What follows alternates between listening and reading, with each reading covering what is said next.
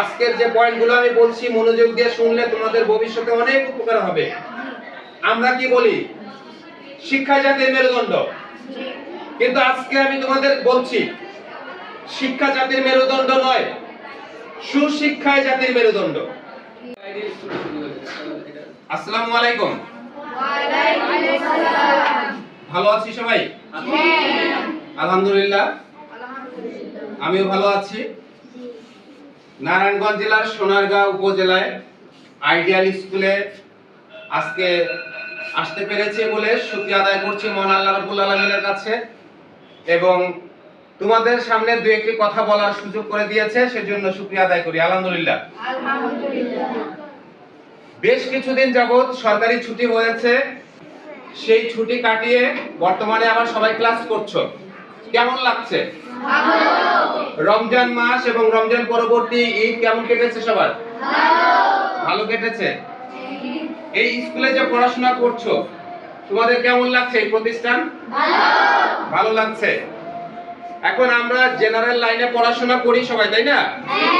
এই জেনারেল লাইনে পড়াশোনার পাশাপাশি আমাদেরকে ধর্মীয় শিক্ষায় সুশিক্ষিত হতে হবে। যার যে ধর্ম আছে, ইসলাম ধর্ম, হিন্দু, খ্রিস্টান, বৌদ্ধ, যার যে ধর্ম আছে সেই ধর্মে সবাইকে ধর্মীয় শিক্ষা অবলম্বন করতে হবে। এবং আরো একটি শিক্ষা আছে, পারিবারিক শিক্ষা, নৈতিক শিক্ষা। জীবনে চলার পথে আমাদের এই শিক্ষার পাশাপাশি আরো কিছু নিত্য প্রয়োজনীয় জিনিস, প্রতিটা মানুষের জীবনে প্রয়োজন এমন কিছু শিক্ষা অর্জন করতে হবে, যে শিক্ষাটা হচ্ছে মানবিক শিক্ষা, তাই না? মানবিক শিক্ষা হচ্ছে আমরা সবসময় আমাদের মা বাবাকে সম্মান করব, মা বাবা এবং শ্রদ্ধাভাজন যারা আছে তাদেরকে সম্মান করব, ছোটদেরকে স্নেহ করব, ভালোবাসা দিব। আমরা প্রতিটা মানুষকে ভালোবাসবো। সৃষ্টিকর্তার সৃষ্টি যা আছে, আল্লাহ, ঈশ্বর, ভগবান যা আছে, যেটাই বলি না কেন, সেই মহান আল্লাহ রাব্বুল আলামিন সৃষ্টিকর্তার যত সৃষ্টি আছে, একটা পিঁপড়া জীবন কিন্তু আমরা দিতে পারি না, তাই না? একটা পিঁপড়া থেকে শুরু করে হাতি পর্যন্ত যত মাখলুকাত আছে, সর্বশ্রেষ্ঠ মাখলুকাত হচ্ছে মানুষ জাতি। আমরা মানুষ, নারী পুরুষ ছেলে মেয়ে, আমরা মানুষ জাতি হচ্ছে আশরাফুল মাখলুকাত। আমাদেরকে সেই মহান আল্লাহ রাব্বুল আলামিন সৃষ্টি করেছেন। এই দুনিয়াতে যত সৃষ্টি হয়েছে সব সৃষ্টির কল্যাণে, সব সৃষ্টি কিন্তু আমাদের সেবা করবে, আমরা তাদেরকে সেবা করব, তাই না? এখন আমাদের এই জেনারেল লাইনের পাশাপাশি, ধর্মীয় শিক্ষার পাশাপাশি আমাদের সবাইকে মানবিক শিক্ষায় শিক্ষিত হতে হবে। একটা মানুষ রাস্তায় যখন বিপদে পড়ে তখন আমরা দৌড়ে যাব তাকে উপকার করার জন্য, ঠিক আছে? একটা মানুষের বিপদে পাশে দাঁড়াবো।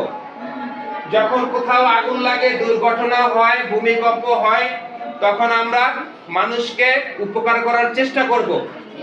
যদি আমরা ছোট হই, এখন যেহেতু ছোট, আমরা অনেক সময় আগুন নিভাতে যেতে পারবো না, মানুষ উদ্ধার করতে যেতে পারবো না, সেই ক্ষেত্রে আমাদের অভিভাবক যারা আছে, মা বাবা, বড় ভাই বোন, তাদেরকে জানাবো বিষয়টা, তাই তো? কিংবা অন্য একজনকে বলবো যে ওইখানে একটা লোক বিপদে পড়ে আছে, আঙ্কেল আপনি একটু দেখেন, এইভাবে বলবো। আমরা যখন 18 বছর প্লাস হব, আমাদের বয়স যখন 18 বছর হবে, 18 বছর থেকে 65 বছর পর্যন্ত রক্ত দেওয়া যায়। আমরা সবাই মুমূর্ষু রোগীর প্রয়োজনে রক্ত দান করব স্বেচ্ছায়। রক্ত হচ্ছে আল্লাহর দান। এই আল্লাহর দানকে মানুষ বাঁচানো ফরজ, মানুষের জীবন বাঁচানো ফরজ, মানুষকে উপকার করা সুন্নাত। রক্ত দান করলে সুন্নাত ফরজ দুইটাই আদায় হয়ে যাবে। একটা মানুষের জীবন বাঁচানোর উছিলা হলো এবং একটা মানুষকে উপকার করা হলো। মনোযোগ দিয়ে শুনবা সবাই, কোনো আশাআশি কথা বলা যাবে না, একদম মনোযোগ দেয়া। আজকের যে পয়েন্টগুলো আমি বলছি মনোযোগ দিয়ে শুনলে তোমাদের ভবিষ্যতে অনেক উপকার হবে। আমরা কি বলি? শিক্ষা জাতির মেরুদণ্ড।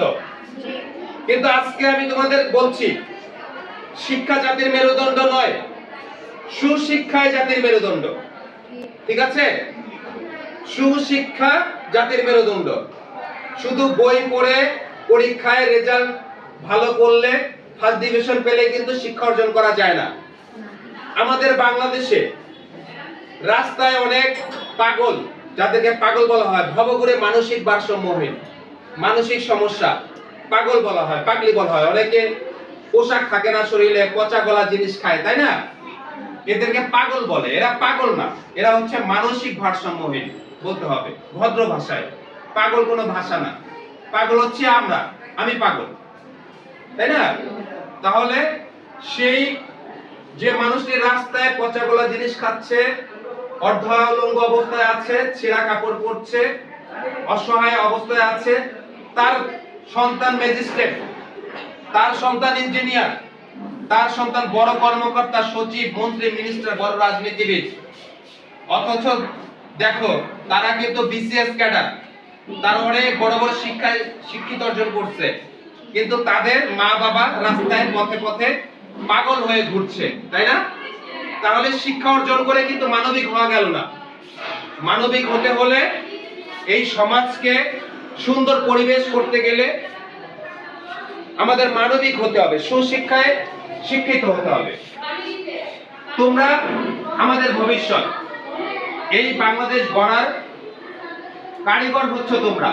তোমরা বর্তমান যারা আছো ভবিষ্যৎ প্রজন্ম, তোমাদেরকে মানবিক সুশিক্ষায় শিক্ষিত হয়ে বড় হতে হবে। শুধু বই পড়লে হবে না। বই পড়লে শিক্ষিত হওয়া যায়, শিক্ষিত হওয়া যায়। ওই যে কথায় বলি, আমরা তো মানুষ, তাই না? তারপরে কেন বলি যে মানুষের মতন মানুষ হতে হবে? এই যে এখানেই মানবিক হতে হবে। মানুষের মতন মানুষ হওয়া মানে সুশিক্ষায় শিক্ষিত অর্জন করে মানবিক হতে হবে, ঠিক আছে?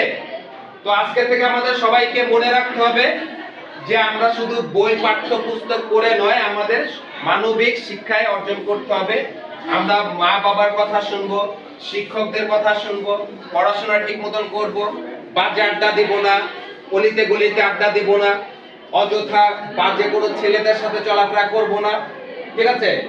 চায়ের দোকানে আড্ডা দিব না, বাজারে যাব না, স্কুল শেষ করে বাসায় যাব, গোসল করব, খাওয়া দাওয়া করব, ঘুমাবো, বিকালে 1 ঘন্টা প্রয়োজন আমরা খেলাধুলা করব, বাড়ির আশেপাশে আঙিনায়, মাঠে, যেখানে পারি সেখানে খেলাধুলা করে তারপর বাসায় গিয়ে সন্ধ্যার সাথে সাথে আমরা পড়তে বসবো। মনে থাকবে কথাগুলো? বাজে কোনো আড্ডা দেওয়া যাবে না। তোমাদের সহপাঠী যদি কেউ বাজে আড্ডা দেয়, খারাপ সন্তানদের সাথে, যারা লেখাপড়া করে না তাদের সাথে যদি খারাপ আড্ডা দেয়, তাদেরকে বুঝাবা সবাই মিলে, কিংবা তাদের অভিভাবকের কাছে জানাবা। কেউ কখনো কারো মনের ভিতরে হিংসা রাখবা না। আমি যদি তোমাকে একটা থাপ্পড় দেই, চড় দেই, তুমি তাকে বুঝাবা যে বন্ধু, ভাই, বোন, তুমি আমাকে মেরো না, আমিও তো মানুষ, তুমি আমাকে মেরেছো, আমার কষ্ট লেগেছে, আমি যদি তোমাকে একটা মারি তোমার এরকম কষ্ট লাগবে। এইভাবে শিক্ষা দিতে হবে। মানুষকে ক্ষমা করে দিতে হবে। ক্ষমা হচ্ছে মহৎ গুণ, তাই তো? ক্ষমা হচ্ছে সর্বশ্রেষ্ঠ মহৎ গুণ। তাহলে আজকে থেকে আমরা সুশিক্ষায় শিক্ষিত হওয়ার জন্য নিজেকে প্রস্তুতি নিতে হবে। মানুষের মতন মানুষ হতে হবে সুশিক্ষায় অর্জন করে। তোমরা যে যে ক্লাসে পড়ো না কেন, তোমাদের সবার সর্বাঙ্গীন মঙ্গল কামনা করছি। তোমরা অনেক বড় হও, আমাদের চেয়ে অনেক ভালো মানুষ হও তোমরা। এটা হচ্ছে তোমাদের জন্য দোয়া থাকবে, ঠিক আছে? তো ঠিক আছে, তোমরা ভালো থেকো। তোমাদের মা বাবা, ভাই বোন যারা আছে সবার জন্য দোয়া রইল, আমার জন্য দোয়া করবা।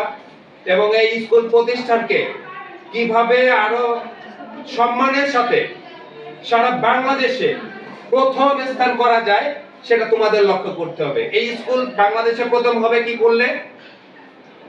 কে বলতে পারবে? মেয়েদের ভিতরে কে বলতে পারবে যে এই স্কুল বাংলাদেশে সবচেয়ে বেশি সম্মান অর্জন করবে কি করলে? পড়ালেখা করলে। হ্যাঁ, পড়ালেখা করলে, পড়াশোনা করে ভালো রেজাল্ট করলে, তাই না? ঠিক তো? তাহলে নারায়ণগঞ্জ জেলা, এটা স্কুল সোনারগাঁও উপজেলায় আইডিয়াল স্কুল। এই আইডিয়াল স্কুল সোনারগাঁও উপজেলায় শুধু নয়, নারায়ণগঞ্জ জেলায় শুধু নয়, ঢাকা বিভাগে শুধু নয়, সারা বাংলাদেশে প্রথম হতে হবে। এই মনোভাব, এই চিন্তা ধারণা মনের ভিতরে রেখে পড়াশোনা করতে হবে, ঠিক আছে?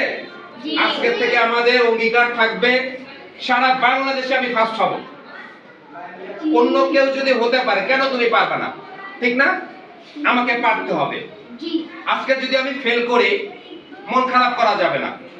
আমাকে আজকের থেকে অঙ্গীকার হতে হবে, নিজেকে দৃঢ় মনোবল অর্জন করতে হবে। আজকে আমি ফেল করেছি কারণ বিগত 1 বছর আমি পড়াশোনা করতে করি নাই, আড্ডা দিয়েছি, দুষ্টামি করেছি, বিধায় আমি আজকে ফেল করেছি। আমাকে আগামী বছর ভালো রেজাল্ট করতে হবে, ফার্স্ট হতে হবে, তাহলে ভালো পড়াশোনা করতে হবে, তাই তো? জি। তো ঠিক আছে, সবাই ভালো থেকো, সবার জন্য দোয়া রইল, আমার জন্য সবাই দোয়া করো। আসসালামু আলাইকুম।